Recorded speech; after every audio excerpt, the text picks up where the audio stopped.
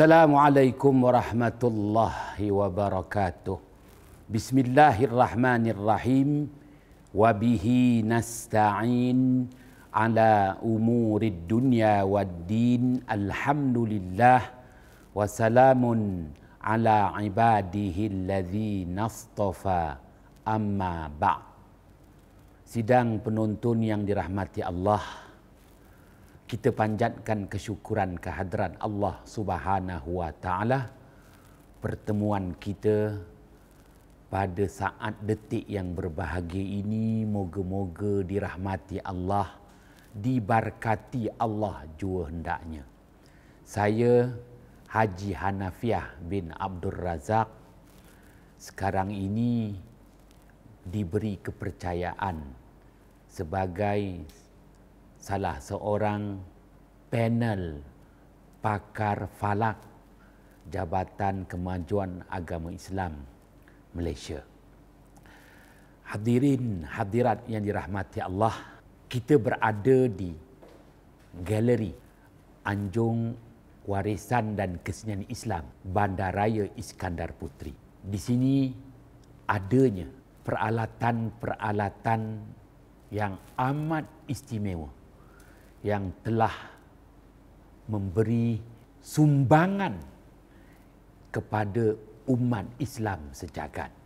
Hadirin hadirat yang dirahmati Allah,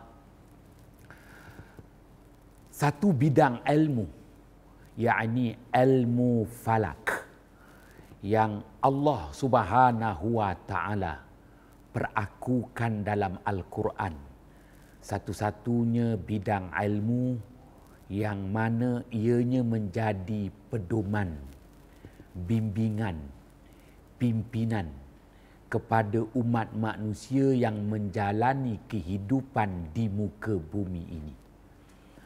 Apatah lagi Allah Subhanahu wa taala sebut pada ayat 16 suratul Nahl, ba'da a'udzu billahi minasyaitonir rajim, wa alamat wa bin najmi hum yahtadun, dan alamat-alamat sebagaimana bintang-bintang di langit itu memberi pedoman kepada umat manusia.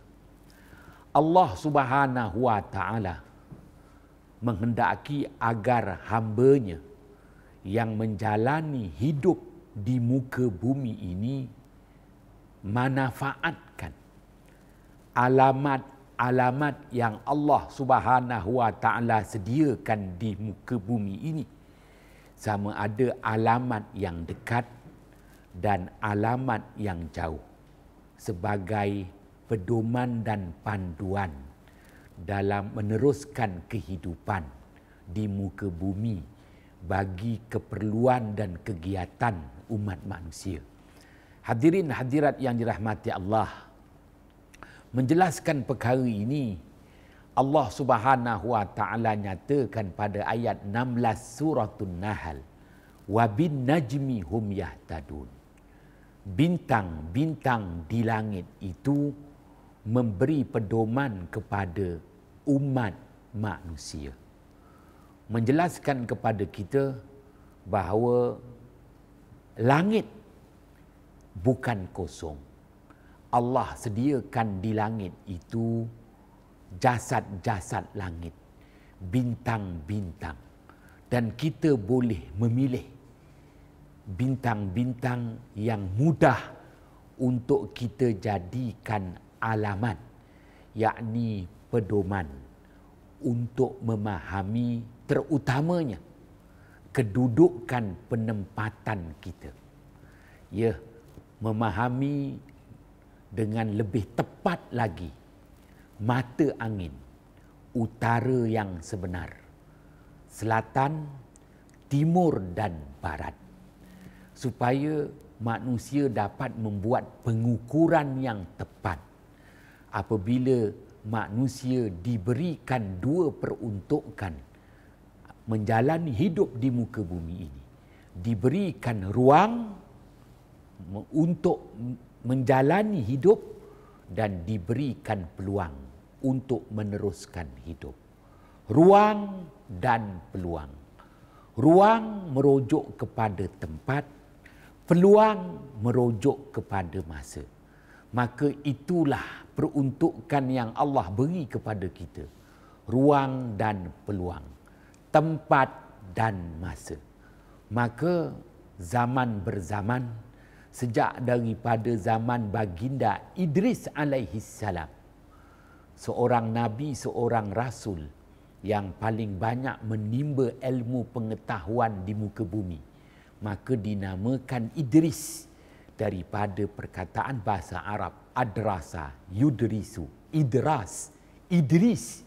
Nabi Rasul yang paling banyak menimba ilmu pengetahuan di muka bumi ini, baginda Idris alaihi salam, berjaya memanfaatkan dua peruntukan yang Allah berikan.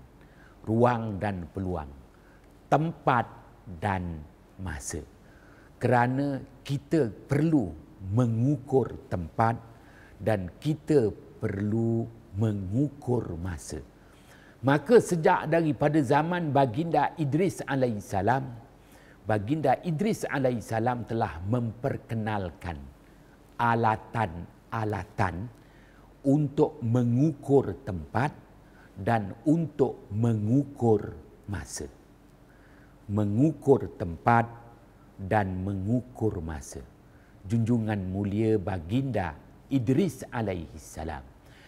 Hadirin hadirat yang dirahmati Allah, kita sekarang ni berada di galeri Anjung Warisan dan Kesenian Islam Bandaraya Iskandar Puteri. Di hadapan saya ada peralatan-peralatan istimewa yang telah beribu tahun usianya.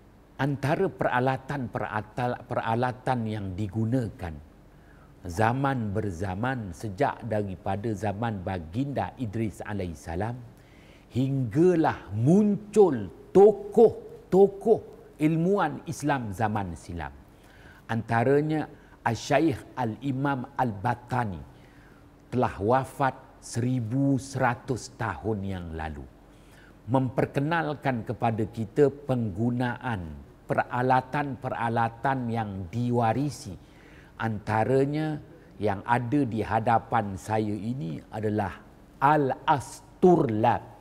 Ini merupakan alatan yang dinamakan Al-Asturlab. Ya, dan akhirnya lebih masyhur digunakan oleh saintis Eropah dengan menyebut astrolab. Maknanya makmal kaji bintang dan makmal langit yang boleh dibuat pengukuran dan didapatkan padanya nilai-nilai darjah, seterusnya nilai-nilai waktu mengikut tarikh-tarikh yang ditentukan. Al-Asturlab, astrolab. Begitu juga tokoh-tokoh ulama Islam yang tersohor lagi masyhur. Antaranya Asy-Syaikh Al-Imam Abu Raihan Al-Biruni yang lebih dikenali dengan nama Imam Al-Biruni, wafat pada tahun 440 Hijrah, yang telah menggunakan peralatan ini, dikemaskinikan lagi peralatan ini, astrolab, Al-Asturlab, kemudian dibuat penandaan buruj, gugusan bintang-bintang 12 yang Allah Ta'ala sebut dalam Al-Quran. Bayangkan 114 surah dalam Al-Quran. Adanya satu surah khas, surah Al-Buruj. Was-sama'i zatil buruj. Gugusan bintang-bintang 12, semuanya dibuat penandaan mengikut penempatan. Di sini penempatan negara-negara Arab, Middle East. Dengan kata lain, 1000 tahun yang lalu sudah ada dokumen. Ya, sudah ada maklumat yang rapi, teliti, cukup berdisiplin. Menyediakan kepada kita data-data yang amat perlu untuk kita menilai tempat dan menilai masa bagi keperluan umat manusia, terutamanya dalam memahami musim dan cuaca. Begitu juga di hadapan saya ini, di galeri Anjung Warisan dan Kesenian Islam Bandaraya Iskandar Puteri ini, kita ada satu peralatan yang istimewa, maknanya daripada Al-Asturlab, maka dia dikembangkan lagi dan dibina di sini satu peralatan yang disebut rubu'un jibun ataupun rubu'ul mujayyab. Dalam bahasa Inggeris disebut sinus quadrant. Sinus yang kita belajar, sinus, cosinus, tangent, cotangent, yang tak pernah faham tu. Ya, inilah dia peralatannya yang sememangnya telah diguna pakai oleh tokoh ulama Islam yang tersohor, Asy-Syaikh Al-Imam Al-Marzuqi, wafat pada tahun 421 Hijrah. Semuanya bermula daripada zaman baginda Idris alaihissalam. Pun begitu, zaman keunggulan, keagungan, tamadun umat Islam ini, kita dapati 200 tahun selepas kewafatan baginda Muhammad sallallahu alaihi wasallam, maka timbul tokoh-tokoh yang saya kemukakan tadi, Asy-Syaikh Al-Imam Al-Battani, Asy-Syaikh Al-Imam Al-Khawarizmi, Asy-Syaikh Al-Imam Al-Biruni. Dan di sini juga adanya satu peralatan yang kita sebut Al-Mizwalah. Alat ini amat berguna bagi membuat pengukuran bayang matahari. Keperluan umat Islam menghitung waktu solat, solat fardu zuhur, solat fardu asar. Begitu juga dicatatkan di sini untuk solat duha dan solat sunat isyraq. Juga ada dibuat penandaan di sini berdasarkan bayang matahari. Maka begitu istimewanya. Dan keperluan-keperluan yang lain untuk keperluan pengukuran. Dengan kata lain, begitu hebat tokoh-tokoh ilmuwan Islam zaman silam. Ya, Al-Mizwalah. Al-Mizwalah. Dalam bahasa Inggeris disebut sundial. Sundial. Ya, dan istimewa. Amat istimewa. Maknanya tokoh-tokoh ulama Islam zaman silam, mereka tidak sia-siakan memperkembangkan ilmu falak yang telah diasaskan oleh junjungan mulia baginda Idris alaihissalam. Di hadapan saya ini satu alat yang disebut Al-Astrolab. Maknanya dalam bentuk piring dan kepingan-kepingan tembaga daripada bentuk berbola bumi. Dalam bahasa Arab disebut qurrah, qurratul ard, dan juga disebut di sini qurratus sama, berbola langit. Ya, dan dibuat penandaan dan ada di sini senggatan-senggatan darjah untuk memudahkan kita membuat pengukuran dan pembacaan. Jadi hebatnya ulama-ulama terdahulu, antaranya yang boleh saya nyatakan tokoh pemimpin Islam, Asy-Syaikh Al-Imam As-Sultan Uluh Beg yang wafat pada tahun 872 Hijrah, berjaya mengubah suai daripada Al-Astrolab dalam bentuk berbola kepada bentuk piring. Kepada bentuk piring. Lebih mudah untuk dibawa di mana jua. Kalau berbola begini, yang begitu berat tembaga ni, ianya lebih, kita kata, istimewa untuk kegunaan setempat. Berbeza dengan al-astrolab yang dipermudahkan dalam bentuk kepingan-kepingan ini, maka boleh dibawa ke mana sahaja di muka bumi ini dan boleh dibuat pengukuran. Yang paling penting, pengukuran untuk mengetahui ardul balad, garis lintang, latitude dalam bahasa Inggeris, dan tulul balad, garis bujur, juga disebut dalam bahasa Inggeris longitude. Jadi alat ini masyhur untuk menghitung garis lintang dan garis bujur, latitude, longitude. Di mana jua kita berada di muka bumi ini, ya, 800 tahun yang lalu sudah ada peralatan ini. Kemudian dikemaskini oleh Asy-Syaikh Al-Imam As-Sultan Ulubayh yang wafat pada tahun 872 Hijrah. Begitu juga di hadapan saya ini, satu alat untuk mudah kita nak membuat perbandingan dan perubahan daripada takwim yang dibina, takwim kalender yang dibina oleh bangsa Qibti, dinasti Fir'aun 3,000 tahun yang lalu. Bangsa Qibti, dinasti Fir'aun sudah membuat takwim mereka sendiri, kalender mereka sendiri. Maka daripada takwim Qibti, kita nak ubah kepada takwim Masihi, miladi, dan juga kepada takwim Hijri yang kita gunakan hari ini. Maka inilah dia antara hasil ciptaan seorang tokoh ulama yang tersohor lagi masyhur, Asy-Syaikh Al-Imam Syihabuddin yang wafat pada tahun 733 Hijrah.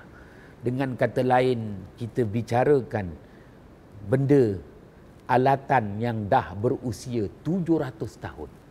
Begitu hebatnya dunia Islam, tokoh-tokoh ulama Islam, daripada peralatan yang besar, lebih ekonomik untuk kegunaan setempat, mereka cuba kecilkan dengan kaedah skala. Dia buat skala. Dia buat skala. Jadi ini semua merupakan benda yang sama, al-astrolab. Ya, tetapi dengan kita kata ada skala yang tertentu. Nisbah pembesaran, pengecilan, tetapi masih lagi mampu memberi bacaan yang tepat, sudut dan masa. Inilah dia istimewanya. Begitu juga zaman keagungan. Kalau kita lihat ini sebenarnya peninggalan daripada Asy-Syaikh Al-Imam As-Sultan Ulubayh di zaman kerajaan Islam Mongol. Ya, mereka telah buat satu peralatan menyukat setiap titisan air yang jatuh itu berdasarkan nilai 1 saat. 1 saat, 1 titisan. 60 saat, hasilnya 1 minit. 60 minit, hasilnya 1 jam. Ada sesuatu yang digerakkan di hadapan ini. Nak menunjukkan kepada kita betapa istimewanya ulama-ulama terdahulu. Mereka berusaha memperkembangkan ilmu pengetahuan agar manusia mendapat hitungan yang tepat untuk 2 nilai. Nilai tempat, nilai waktu. Nilai tempat, nilai waktu. Kerana selagi manusia menjalani hidup di muka bumi, manusia perlukan peralatan untuk menolong manusia menilai dan menyukat tempat dan menilai dan menyukat waktu. Dalam apa jua kegiatan maupun ibadah. Ibadah, syarat-syarat sah ibadah itu tempat.